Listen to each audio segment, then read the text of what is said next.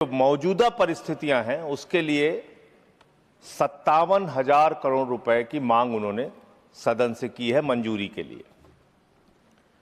मान्यवर, अभी जब नेता सदन बोल रहे थे तो उन्होंने कहा कि ये जो संकट है, विपत्ति का काल है, इस काल में विपक्ष हमारा साथ नहीं दे रहा है। ये विपत्ति आ पड़ी है, आई हुई विपत्ति है, इसमें तो सबको साथ देना चाहिए। लेकिन मैं आपके माध्यम से सरकार से पूछना चाहता हूं, यह विपत्ति आई हुई कैसे है? मान्यवर, यह विपत्ति लाई हुई विपत्ति है। यह लाई गई समस्या है, यह लाया हुआ संकट है, आया हुआ संकट नहीं मान्यवर। तो यह लाया हुआ संकट कैसे है?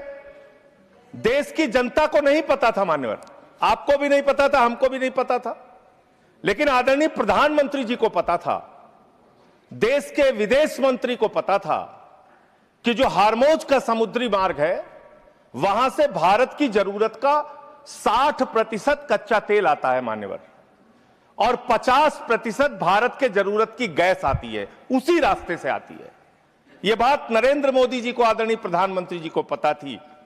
तो मैं आपके माध्यम से पूछना चाहता हूं कि जब वो हार्मोज का समुद्री मार्ग 60% से ज्यादा ईरान के रास्ते में आता है, ईरान के कब्जे में आता है, तो ईरान से तू कौन मैं खामखा जबरदस्ती झगड़ा करने की आपको जरूरत क्या थी? इसलिए आपने जानबूझकर देश को संकट में डाला है। यह संकट आया हुआ संकट नहीं है, यह लाया हुआ संकट है, और इस लाए हुए संकट के सबसे बड़े जो प्रायोजित किया है जिन्होंने संकट, उसका नाम है देश के प्रधानमंत्री आदरणीय नरेंद्र मोदी जी।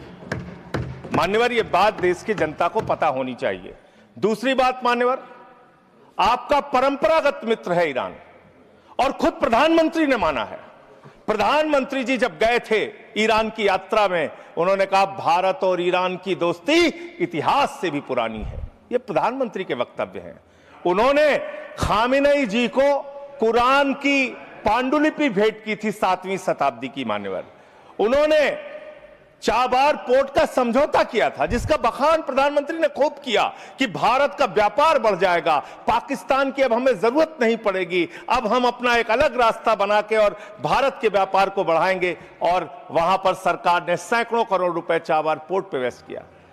2019 तक भारत को ईरान से सस्ता तेल मिलता था, रुपए में तेल मिलता था, गैस मिलती थी, हमारा मित्रतापूर्ण संबंध था उनसे।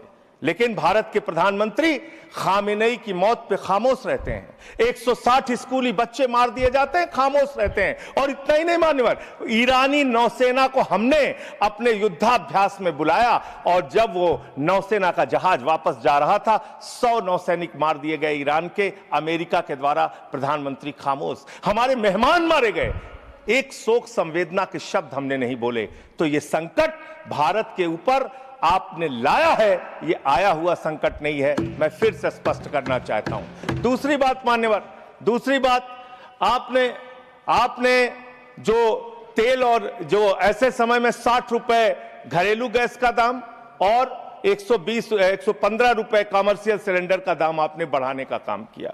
तो पूरे देश में एक हाहाकार की स्थिति है। इसको नियंत्रित करने के लिए झूठ बोलने के बजाय सच्चाई को स्वीकार कीजिए।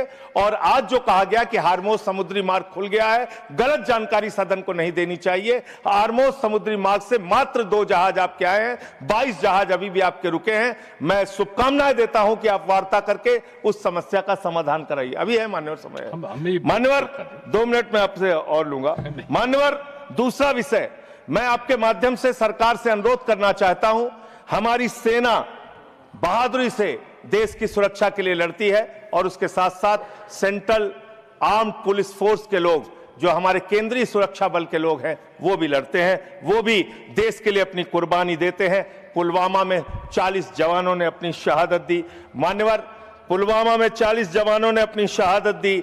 और जो उनका काडर सिस्टम है, यूपीएससी के थ्रू उनकी भर्ती होती है। मैं बस 1 मिनट आपसे लूंगा, बस आधा मिनट, वो खत्म करूंगा, 1 मिनट में खत्म करूंगा सर। मान्यवर, जो यूपीएससी के थ्रू उनकी भर्ती होती है, उसके बावजूद उनके प्रमोशन में उनके साथ नाइंसाफी की जाती है। सुप्रीम कोर्ट तक से वो जीत चुके हैं, लेकिन बार बार उनके साथ नाइंसाफी हो रही है। और 1 मिनट में अपनी बात कह के खत्म करूंगा सर।